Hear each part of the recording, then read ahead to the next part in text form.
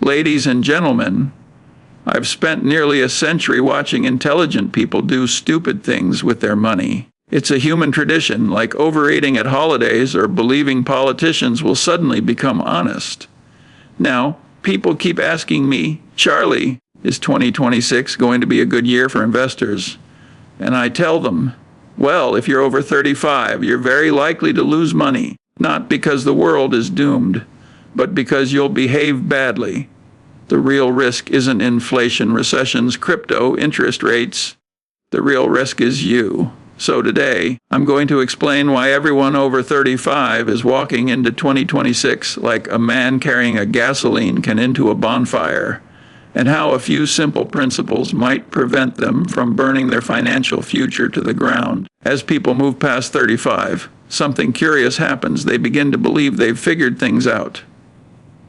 Experience becomes a kind of illusion, a comforting blanket that makes them think they're wiser than they actually are.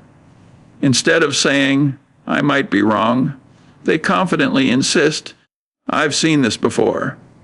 This mindset is dangerous, especially when it comes to money. The world changes too quickly for anyone to rely on old patterns, and the market is especially unforgiving to those who think it owes them predictability. People overestimate their ability to judge risk, predict outcomes, and interpret trends. They think surviving a few bull markets means they understand cycles. They believe reading a couple of financial headlines makes them informed. They assume that because they've lived longer, they've automatically grown smarter. But the truth is, the market doesn't reward confidence. It rewards accuracy, discipline, and humility. Overconfidence blinds people to warning signs and pushes them into decisions that feel safe, simply because they feel familiar. That is often when the biggest mistakes happen. At 35 and beyond, the mind tends to rely on memory instead of analysis. People start reacting to the future by referencing the past, forgetting the world never repeats itself exactly the same way. A strategy that worked in 2010 may completely fail in 2026. Yet many investors cling to old assumptions, convinced they possess insight that others lack.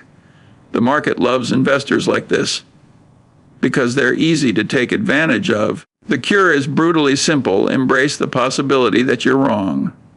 Humility is not weakness. It's a financial survival tool. The investors who protect their money in the coming years will be the ones who question themselves constantly, update their thinking, and never confuse age with wisdom. The older you get, the more dangerous your blind spots become, unless you actively keep them in check. As people get older, the trap of envy becomes more subtle but far more dangerous. By the time someone reaches their mid-30s, life becomes a scoreboard: houses, cars, salaries, job titles, vacations, portfolios. Instead of focusing on their own long-term goals, people start measuring themselves against friends, coworkers, neighbors, and complete strangers on the internet. This quiet comparison slowly transforms into envy, and envy pushes even sensible people into terrible financial decisions. It doesn't matter how intelligent or experienced someone is, if envy is driving the car, the destination is almost always regret. Envy convinces people that they are falling behind, even when they're doing perfectly fine. It whispers, everyone else is getting ahead faster than you. That belief is powerful enough to make people abandon reason entirely. They start chasing the trends that appear to be making others rich. Meme stocks, risky options, leveraged bets, crypto manias, or whatever the latest overnight success story happens to be. Instead of investing based on logic, they invest based on fear of missing out. And fear mixed with envy is one of the most explosive combinations in finance. The tragic part is that people rarely enjoy the things they chase out of envy. They don't buy the stock or the property or the shiny new vehicle because they genuinely want it. They buy it because someone else has it. The emotional payoff is fleeting, but the financial consequences can last years. Envy also blinds people to risk. When they see others making money in some fast-moving trend, they assume it must be safe. They forget that for every person bragging about gains, there are thousands quietly losing their savings. To avoid losing money, the only cure is to consciously reject the comparison game. Financial success is personal, not a competition. Your neighbor's portfolio won't pay your bills. Your coworker's salary won't fund your retirement. The person you envy probably envies someone else. The moment you stop comparing, your decision-making becomes clearer. You can finally invest based on your own goals, your own risk tolerance, your own timeline, not someone else's highlight reel. Envy is the only sin that punishes you without giving you any pleasure in return. If you want to protect your money in 2026 and beyond, you must learn to ignore the noise, shut out the comparisons, and stay focused on your own path. The people who avoid envy will avoid half the financial disasters everyone else walks into. As people move past 35, they tend to complicate their financial lives far more than necessary. They begin to believe that sophistication equals intelligence and complexity equals progress.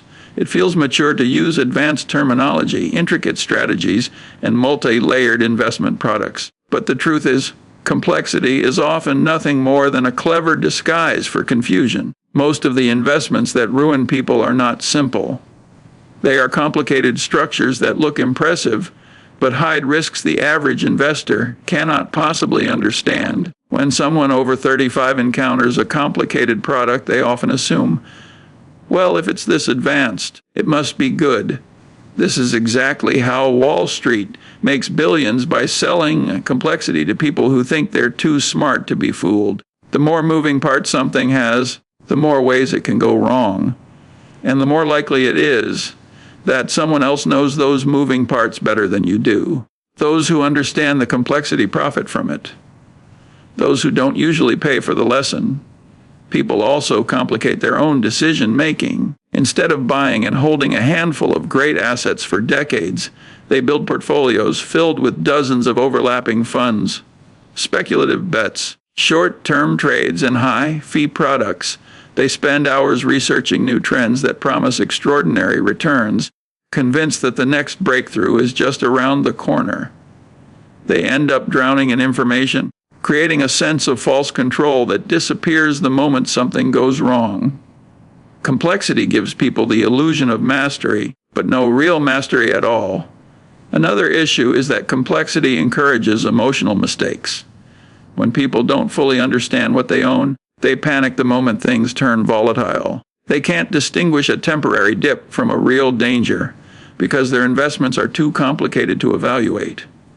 This creates a cycle. Confusion leads to anxiety, anxiety leads to poor decisions, and poor decisions lead to losses. Simple investments are far easier to endure during turbulent times because you actually understand what you own. The solution is radical simplicity. The best financial strategies are boring, repetitive, and almost childlike in their clarity. Buy things of real value. Hold them. Avoid anything you can't explain to a reasonably intelligent 12-year-old. Simplicity forces discipline. It keeps you from wandering into traps disguised as opportunities. In 2026 and beyond, the people who simplify their financial lives, who remove unnecessary complexity and stick to what they truly understand, will be the ones who protect their wealth while others lose theirs. As people get older, they start believing they have control over far more than they actually do. They think their experience gives them an edge in predicting what will happen in the world. The economy, the markets, interest rates, geopolitical events, even the behavior of millions of strangers. But the sobering truth is that you can't control any of that. The world will do whatever it wants, and it won't stop to ask your opinion.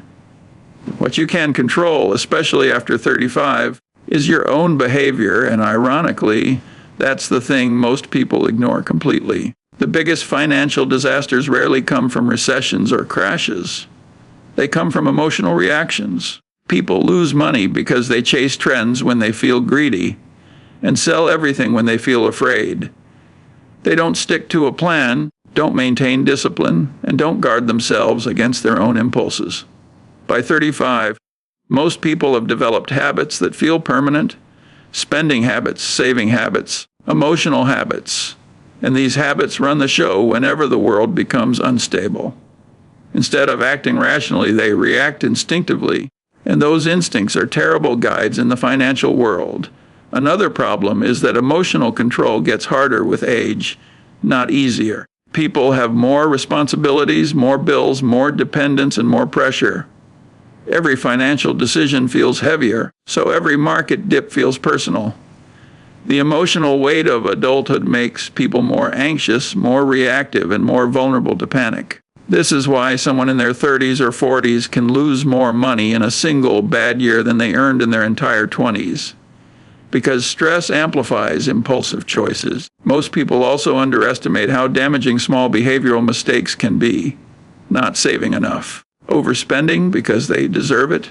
Taking on a little too much debt. Making just one risky investment. These small decisions compound over time the same way good habits do, but in the opposite direction. A few undisciplined years can erase decades of progress. The real advantage in 2026 won't belong to the smartest investors. It will belong to the calmest ones. Discipline beats intelligence. A clear mind beats a clever strategy. The people who can stay steady during volatility, follow their plan without wavering, and resist the temptation to act on emotion will come out ahead. The people who allow fear, stress, or excitement to dictate their decisions will sabotage themselves no matter how much they think they know. In the end, controlling your behavior is the only control you truly have, and the only control that truly matters. After 35, many people quietly begin to slow down their learning without even realizing it. Life becomes busy, routines become fixed, and the mind becomes comfortable. What once felt like curiosity slowly turns into complacency. Instead of seeking new ideas, people rely on the knowledge they gathered years ago, assuming it will carry them through the future. But in a world that evolves faster every year, where industries flip upside down, technologies disrupt everything, and financial systems reinvent themselves, the person who stops learning becomes dangerously outmatched. The biggest financial risk after 35 isn't lack of opportunity, it's outdated thinking. The world you understood at 25 isn't the world you're living in at 35, and it certainly won't be the world you'll face at 45 or 55. Yet many people cling to old assumptions because learning takes effort, and effort feels harder when life gets complicated. This is exactly how smart adults get blindsided. They rely on old rules in a new world. A person who refuses to upgrade their thinking eventually pays the price. Sometimes through missed opportunities, sometimes through avoidable losses, and sometimes through catastrophic mistakes. Learning is not optional anymore. It's the only reliable defense against irrelevance. By midlife, people also tend to limit their thinking to what's comfortable. They avoid ideas that challenge them. They dismiss viewpoints that contradict their beliefs. This mental rigidity is the opposite of what good investors, or successful adults in general, need. The best decisions come from a mind that is flexible, curious, and willing to question itself. When you stop learning, you stop noticing risks, spotting trends, and recognizing better strategies. You become trapped inside an outdated mental model while the world moves ahead without you. Continuous learning isn't about collecting degrees or memorizing facts. It's about staying aware, open, and adaptable. It's reading widely, observing carefully, listening to smarter people, and updating your beliefs with new information.